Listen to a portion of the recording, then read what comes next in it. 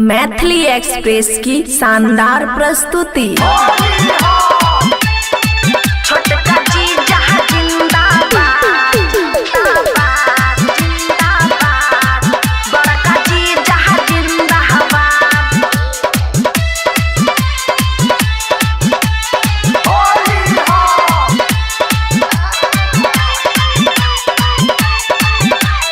खुशी recording studio बलुआहा। हमरा ने कामो छे कोनो यार के, कमी ने रहतई होली में भतार के है। हमरा ने कामो छे कोनो यार के, कमी ने रहतई होली में भतार के। होली में बनल छे सबे दीवाना, बुढ़बो के पीछे पड़ल छे जमाना। खूब लुटबई हम सब,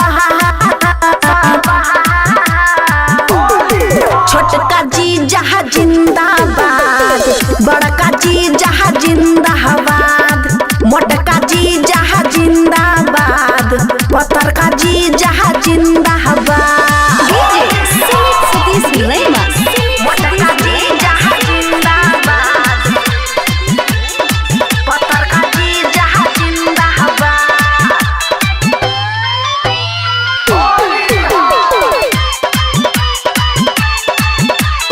खुशी रिकॉर्डिंग स्टूडियो बलुआहा। होली में अब की केने छियै नबका इंतजाम गे। बाल्टी में रोहंग घर के करब रहत जाम गे। होली में अब की केने छियै नबका इंतजाम गे। बाल्टी में रंग घर के करब रहत जाम गे।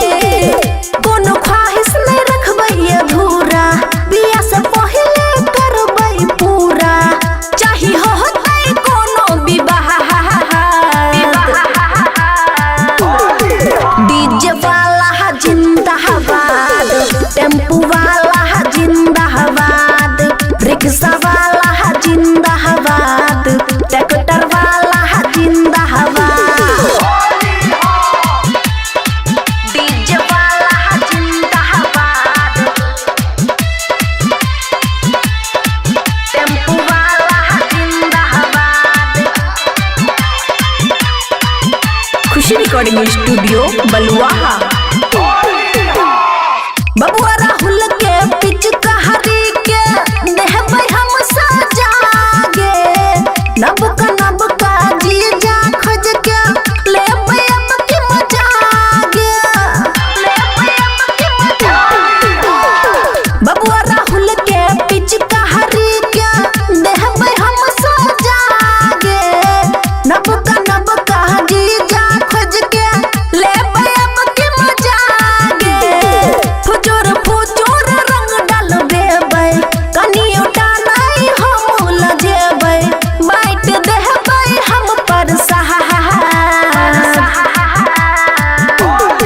छोटका जी जहाँ जिंदाबाद, डीजे वाला जीजा जिंदाबाद, मोटका जी जहाँ जिंदाबाद, ट्रैक्टर वाला जिंदाबाद।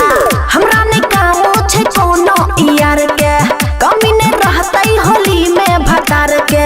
होली में बनल छे सबे दीवाना, बुढ़बो के पीछे पड़ल छे जमाना। खूब लुटबई हम सब, छोटका जी जहाँ जिंदाबाद, बड़का जी जहाँ जिंदाबाद, मोटका जी जहाँ जिंदाबाद, पतरका जी जहाँ जिंदाबाद। खुशी रिकॉर्डिंग स्टूडियो बलुआहा।